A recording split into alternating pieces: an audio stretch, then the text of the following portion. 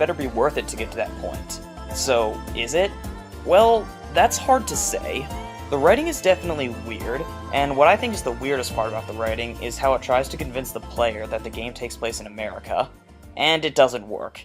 Yeah, we totally have traditional Japanese shrines all over America. The game even has a foreign student as a character, and it's just weird to hear the character talk about how much she loves America, and to hear every other character compliment her English. If the game was designed to be in America, then I wouldn't have a problem with it, but it was clearly designed to be in Japan, yet the writers just pretend that this is America, and it just comes off as weird, forced, and really unnecessary. It's like that scene in the Pokemon anime where Brock tries to say that he has jelly donuts, but they're clearly rice balls. It's just one of those weird changes or additions that seems really unnecessary. But besides the writers not knowing what continent they're in, the writing is really, really cheesy, and that's going to be what makes or breaks this game. This is the kind of cheesy writing that I can enjoy, the so bad it's good kind. The characters also fall into the so bad it's good camp, mostly because of how lovingly generic they are. You've got the pervert, the stupid foreigner, the rebel rock star, the angsty teenager, and the slab of plywood. I say lovingly generic because I think the blandness, stupidity, and cheesiness of the game is why it's good. It's a comedy game, so just sit down and enjoy it. The best part about the game is the tone and charm. It's a very upbeat game, and everything has a very happy vibe. It's a feel-good game, one that isn't meant to be taken seriously, but just enjoyed. While I do recommend the game, I still say don't expect much. The writing won't captivate you, the characters aren't exactly lifelike, and the game is short, like only about 2 to 3 hours long if you just want to finish the story. If you're looking for something stupid and fun, then Cherry Tree High is for you, but if you want anything with more substance, then you're better off looking elsewhere. Hey, thanks for checking out my video, I hope you enjoyed it. If you did enjoy it, you could give the video a like and a comment, that's always appreciated. And you can also check out some of my other videos that I've linked right here. And if you're really interested in my channel and the type of stuff that I make, you could subscribe, that'd be pretty cool. So yeah, you can do that, and thanks for watching my video.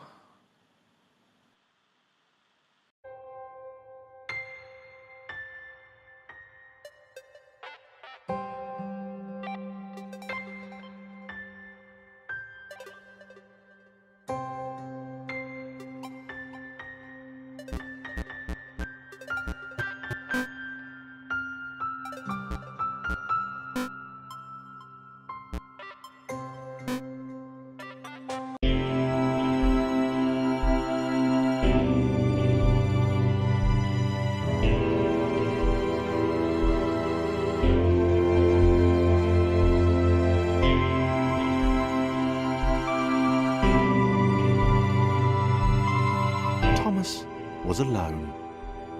Wow, a weird first thought to have.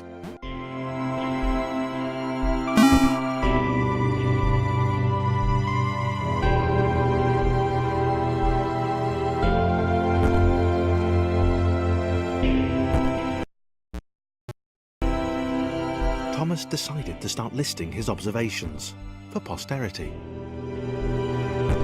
1. The whole alone thing. 2. Portals. They led somewhere. He'd yet to work out where. 3. Falling. Thomas was absolutely fantastic at falling. He was almost as good at falling as he was at observing.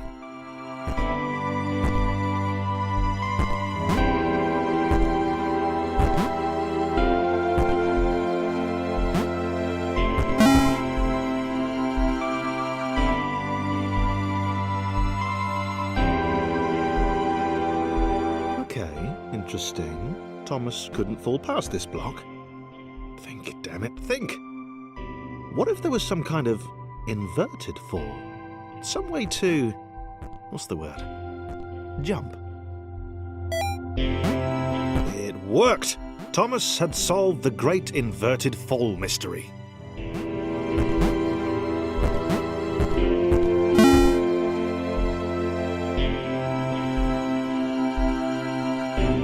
Big jump.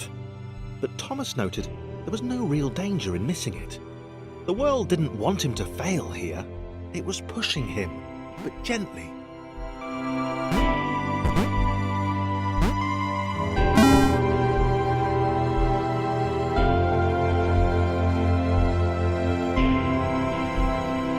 This all seemed a little dangerous. The world was not to be trusted. It was unstable, and it seemed to Thomas that it could let him down at any moment. This all seemed a little dangerous. The world was... This all seemed to Thomas that it could let him down at any moment. He was starting to suspect it might even be doing so on purpose. Nah, paranoia.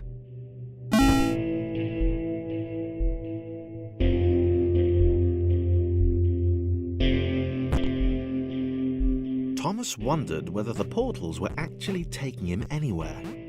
He felt like he was making progress, but there wasn't really any way to know. He seemed to be moving predominantly up and to the right, which might, or might not, be important.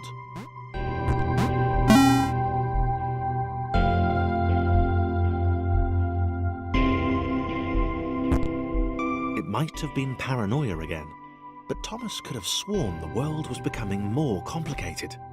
It always seemed to be one step ahead of his skills. It had been designed just for him. He wondered why. Was the world testing him? No, too obvious.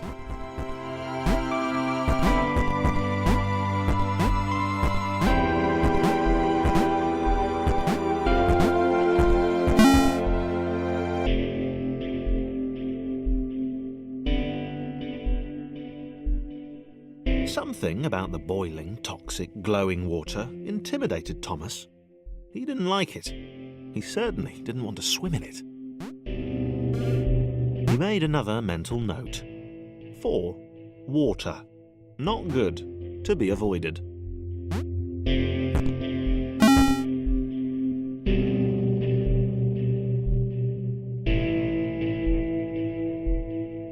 The loneliness was getting to Thomas. No amount of observation or obsessive note-taking could combat that.